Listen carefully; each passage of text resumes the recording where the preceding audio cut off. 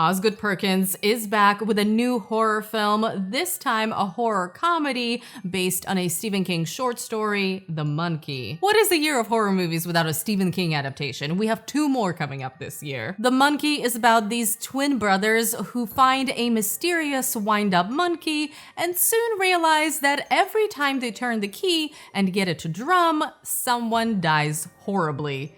Chaos ensues. This is a pretty different film for Osgood Perkins if you're familiar with his previous work. Most people are going to know him because of the massive success of last year's Longlegs, but he also made Gretel and Hansel, The Blackcoat's Daughter, and I Am the Pretty Thing That Lives in the House.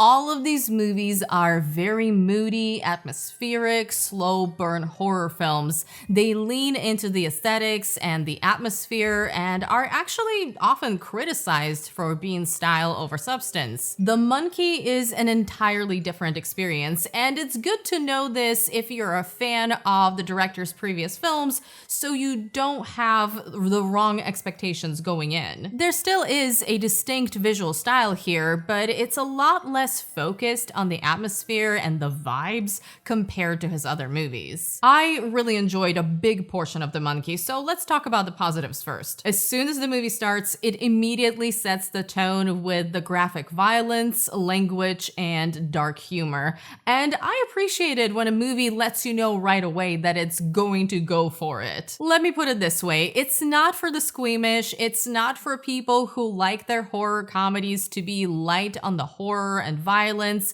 and you will know right away if this movie is for you. If you don't like the first 15 to 20 minutes of it, you're not going to like the rest. The violence in the movie is pretty intense, even if it's used in a humorous way. It is pretty brief though. It doesn't make you sit long enough with these visuals to really make you feel uncomfortable. It's more of a quick, shocking thing. It happens and then we move on, but it happens a lot. And it is funny, particularly in the first act of the movie. We actually spend those first 35 to 40 minutes with the child versions of the twins in the late 90s. Love the late 90s. And to me, that was the best part of the film.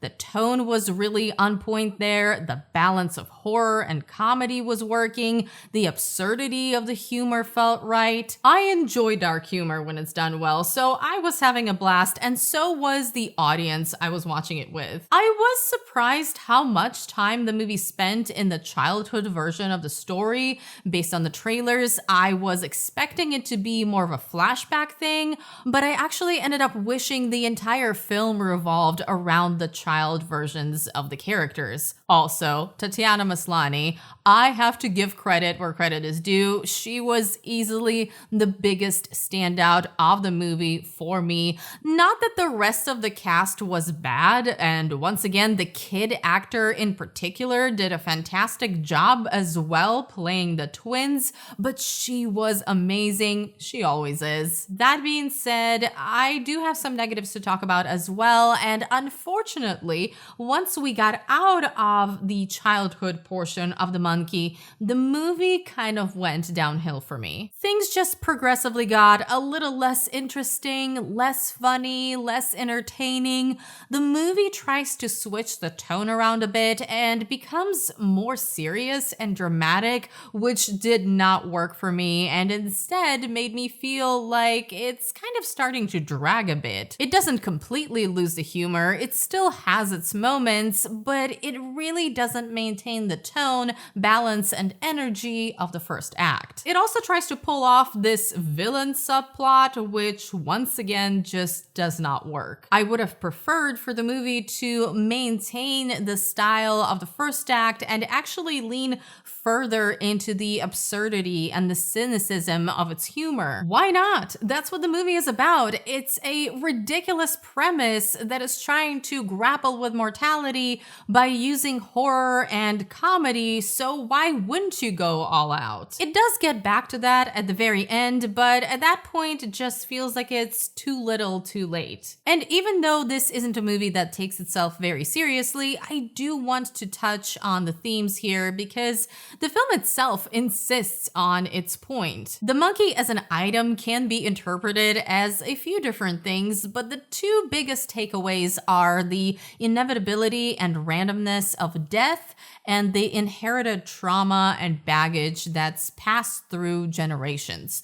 Now, even though it's based on a Stephen King short story, the movie doesn't really follow the plot there, but definitely borrows some elements as well as the general idea and themes. But here's the thing, Stephen King trusts the intelligence of his readers and lets them interpret what they just read without spelling it out for them. The movie, on the other hand, thinks you're kind of dumb. You guys know, this is a recurring issue I have with movies. I don't like it when the movie talks down to its audience and delivers its messages or themes in plain dialogue. And that's exactly what The Monkey does. It doesn't trust you to think about anything, to interpret what you're watching.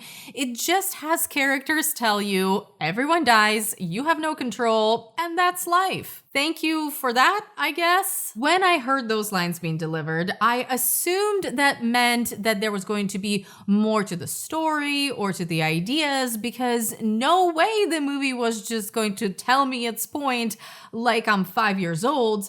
But yep, that was it.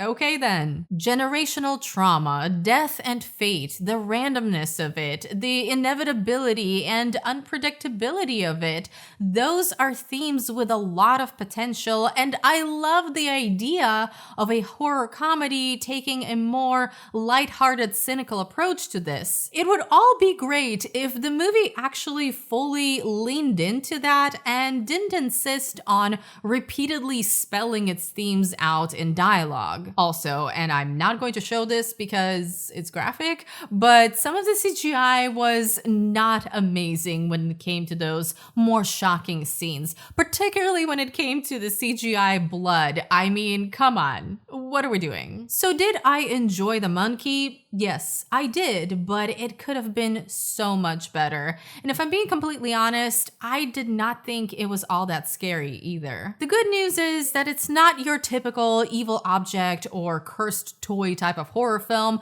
and it does try to do something different, but I don't think it does enough to really stand out either. It has a promising premise with a lot of potential, but it can't effectively maintain the energy and the tone it sets up in the first act. When it works, it's really entertaining, and I definitely would recommend going to see it in theaters with a crowd, because when you're watching it with an audience with other people and you're seeing them react, that's part of the fun. And I'm sure there will be people who actually love this movie, but personally, I can't see myself watching this again because I just wanted a lot more from it. Everybody dies, and that's fucked up. That's the tagline for this movie. And that really is the extent of what it has to offer, which would have been fine if Oz Perkins was willing to lean further into that, really going into the absurdity and the chaos, but unfortunately, he doesn't. And the attempt at some sort of dramatic and emotional payoff falls flat. So while I did have a good time, you tell me, is it too much to ask for the movie called The Monkey to actually go bananas?